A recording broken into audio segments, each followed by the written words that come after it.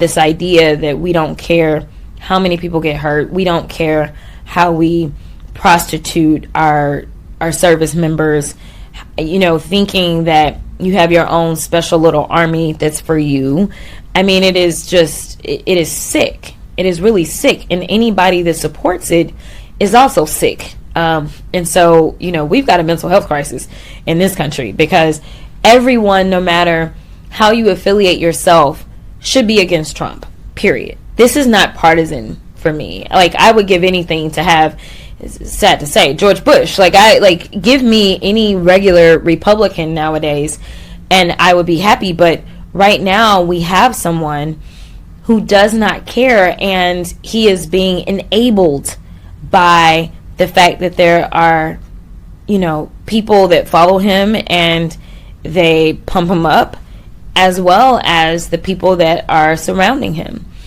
And so, my heart breaks for service members, people that signed up to protect democracy and freedom, not only here, but abroad, and were willing to risk their lives. And now, literally, the very thing that they signed up to fight against is now their commander-in-chief.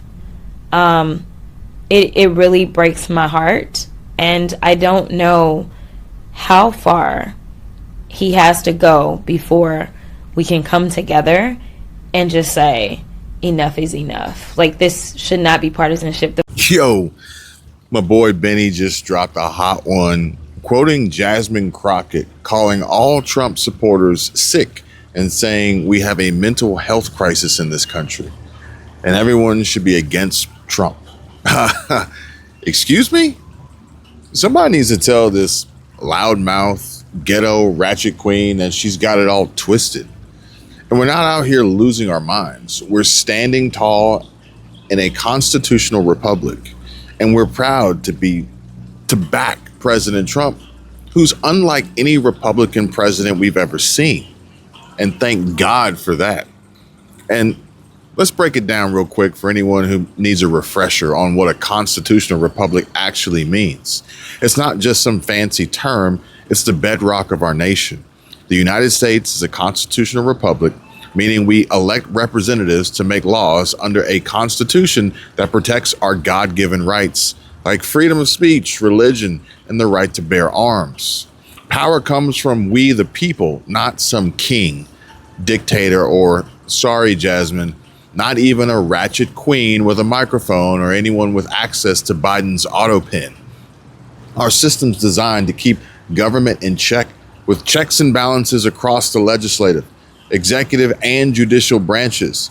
And that's why we vote. And that's why our voices matter. Oh, yeah. And we'll talk about election interference later on, folks. Don't even get me started on that and some of the latest bombshells that have been dropping lately coming out of China. But where was I? Oh, yeah. Let's talk about why we're ride or die for our president, Donald J. Trump. This man isn't your typical Republican president, and that's exactly why we love him. That's why we voted for him, for this mandate. He's not a polished politician reading off of a script. He's a fighter who calls it like he sees it and takes on the establishment and puts America first. From cutting taxes to boosting the economy, securing the border, and standing up to globalists, Trump's track record speaks for itself.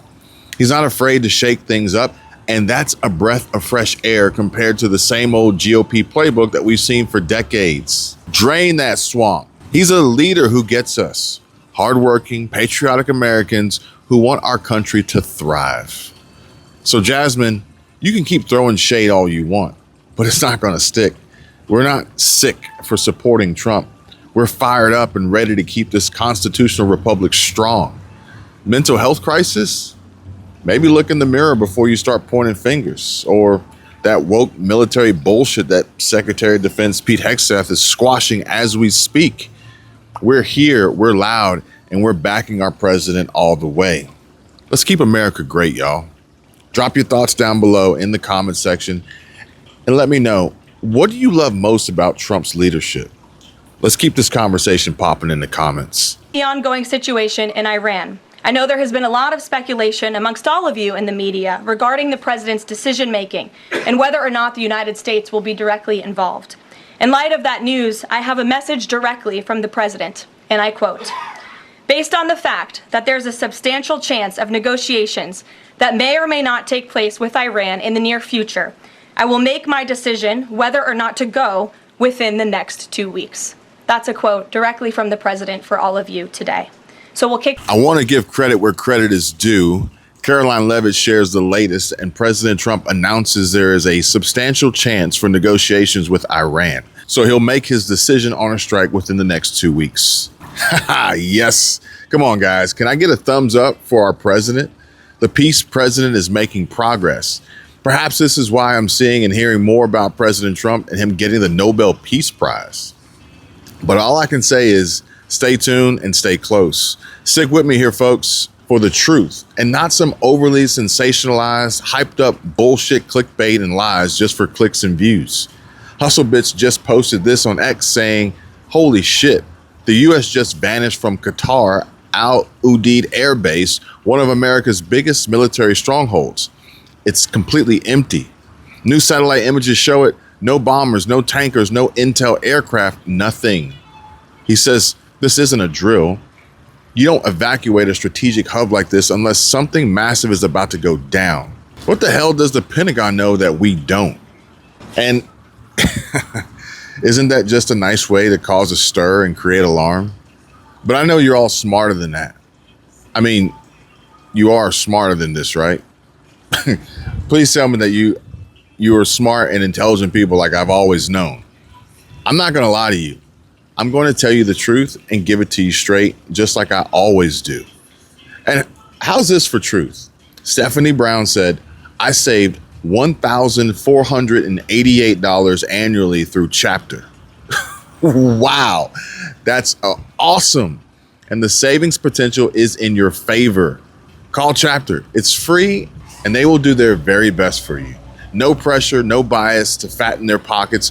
No, simply the best honest care from trained, licensed experts who are focused on getting you the best plan for you and finding you the most savings humanly possible. Pick up the phone, dial 270-467-2426 and see how much money you can save with just one simple, quick, and easy phone call. The number is 270-467-2426, and I'll leave it on the screen for you to make it easier for you to find your savings. Ill before calling for bipartisan support against the president. Can you respond to that, especially considering she's a rising star in the Democrat Party right now? She is a rising star. It's quite something to behold, actually. I hope that she continues to be a rising star for the Republican Party, at least. I think it's incredibly derogatory to accuse nearly 80 million Americans of mental illness. The last time I checked, Jasmine Crockett couldn't dream of winning such a majority of the public as President Trump did. And the America First movement, which President Trump has built, is filled of hardworking patriots, the forgotten men and women, business owners, law enforcement officers, nurses and teachers, and middle America, as we all know, from where you all grew up, outside of this beltway. That's who makes up this president's movement. And Jasmine Crockett should go to a Trump rally sometime and she can see it for herself. Jennifer. I don't think Caroline is amused by the de facto leader of the Democrat Party and her snide remarks. Essentially, Caroline laughs in her face, and not just at that terrible weave or wig that she's wearing as a hair hat that she's got on her head and that awful yellow blazer, but more so for her ignorance and weak and failed attempts to continue to lie and gaslight her dwindling base. These Democrats are the best campaigners for MAGA and Republicans right now. So I tell you what, Jasmine Crocko shit, keep it up. You're only making it easier for Democrats to lose and never win another election ever again. Rising star my ass. But I've wasted enough oxygen on her. We have far more important information to stay up to date with. And now this. Just in, President Trump has proposed a new deal to Iran via Steve Witkoff, and Caroline Leavitt reveals it's very simple and straightforward. No uranium enrichment and bar Iran from working toward a nuclear weapon. Essentially, from the president via Caroline Leavitt's mouth, Take the deal, Iran. This is your last chance. So the president is always interested in a diplomatic solution to the problems and the global conflicts in this world. Again, he is a peacemaker in chief. He is the peace through strength president. And so if there's a chance for diplomacy, the president's always going to grab it. But he's not afraid to use strength as well, I will add. Francesca. Thanks, Caroline. What exactly would a deal with Iran need to entail? No enrichment of a uranium, and it would absolutely not. Iran is not absolutely not able to achieve a nuclear weapon. The president has been very clear about that. And by the way, the deal that Special Envoy Witkoff proposed to the Iranians was both realistic and acceptable within its terms, and that's why the president is sent that deal to them.